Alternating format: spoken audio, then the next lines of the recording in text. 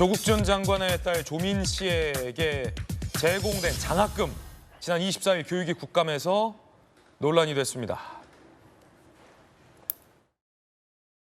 서울대에서 1년이 넘도록 환경대학원 입학 취소를 안 하고 있으니까 장학금 회수 조치 등 후속 조치도 늦어지고 있는 겁니다. 서울대 관악회는 조민이 서울대에 입학도 하기 전에 장학금 401만 원을 지급했습니다. 2014년 2학기에는 조민이 부산대 의전원에 다니느라고 서울대에 휴학계를 내고 다니지도 않았는데 또 장학금 401만 원을 줬어요. 총 802만 원을 지급했는데 이는 다른 장학생의 3배가 넘는 금액입니다. 도대체 누가 이 관악회 장학금을 조민에게 주라고 추천한 겁니까? 이 정도면 묻지마 장학금 아닙니까? 서울대는 조민의 입학을 취소하고 장학금을 환수하는 동시에 묻지마 장학금 지급에 관여한 사람이 누군지 그 전모를 철저히 밝혀야 한다고 보는데 취소 절차가 매듭이 되면 그 사실을 관악회 통고하고 이후 절차에 대해서 요청을 하도록 하겠습니다. 네.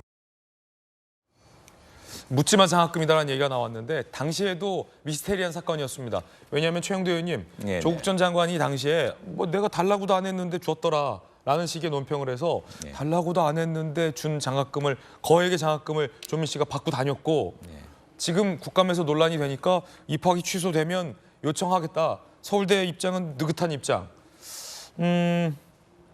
이 묻지마 장학금 도대체 어떻게 지급된 겁니까?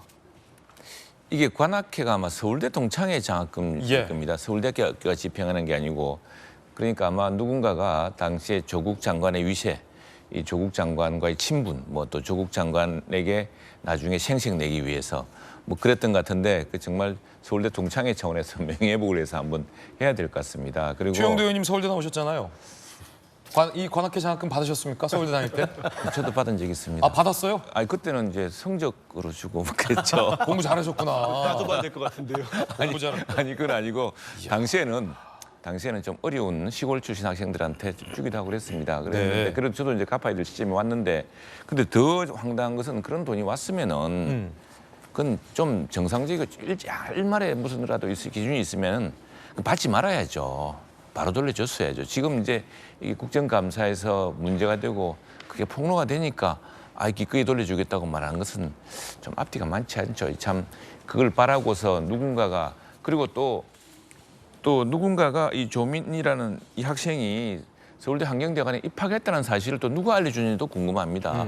그거 없이 서울대 동창회가 알아서 이렇게 돈을 줬을 리는 만무하고 이것도 역시도 진짜 큰 미스테리인데 뭐 아까 그 사건만큼 큰 미스테리는 아닙니다만 조금만 알아보면 금방 누가 어떤 작용을 했는지 드러날 것 같아요. 서울대 동창회 내부에서도 자정 차원에서 좀 알아볼 필요가 있을 것 같고 또 지금 뭐 사실 놀라울 따름입니다. 이 파도 끝이 없는 이런 자잘한 것들이 큰 신뢰를 무너뜨리는 거거든요. 네. 방금 말씀 주셨던 대목이 그 당시에도 논란이었던 게 관악회 장학금이 동무대 성격의 장학금이라 하더라도 꼭 제공돼야 할 학생이 아닌 조민 씨에게 제공이 되었기 때문에 다른 학생들에게 받아야 할 절실했던 장학금 혜택이 이루어지지 않았었던 측면에서 공정하지 않다라는 논란이 당시에도 일었습니다.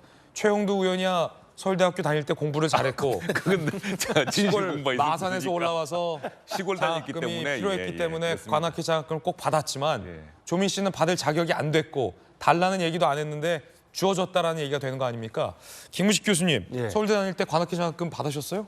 저는 못 받았습니다. 못 받았구나. 저는 더 좋은 거 성적으로 받는 외부 장학금을 받았습니다. 여기까지 듣겠습니다.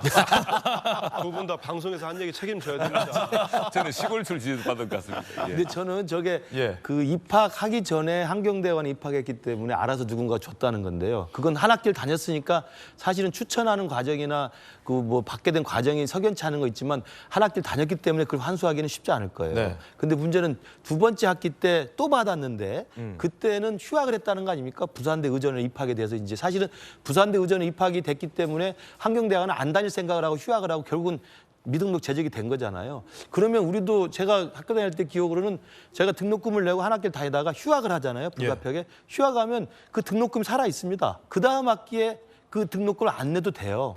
그렇다면 똑같은 이치로 한다면 2학기 때는 환경대학원 다닐 때 다니다가 중도에 휴학하고 자퇴 비슷하게 제적이 됐기 때문에 2학기 때 받은 장학금 당연히 반납을 해야죠. 당장 그때. 저는 그게 상식에 맞는 거지. 그다음에 뭐 우리 최영도 의원님이나 저처럼 중산층 가정에서 이렇게 유복 큰 돈이 있었던 집은 아닌데 조국 전 장관 돈이 많잖아요. 자산가잖아요. 그 돈 받아서 402만 원 꼭 그 반납 안 하고 버틸 이유가 뭡니까? 정말 쪼잔합니다. 또 보면은. 사실. 예, 이에 대해 조민 씨 입장도 나왔는데 함께 보시죠. 국정감사에서 미등록 제적된 학교까지 언급돼 놀랐다. 애초에 제가 요청한 것도 없는 장학금 기꺼이 환수할 것. 환수에 응할 것이 맞는 표현이죠. 그렇죠. 반납할 것 이렇게 해야죠. 예, 반납할 것이나 환수에 응할 것이 맞는 표현이죠. 서술어를 잘못 썼군요, 조민 씨가. 조국 전 장관이 당시 논란이 일자 이렇게 얘기한 바 있습니다.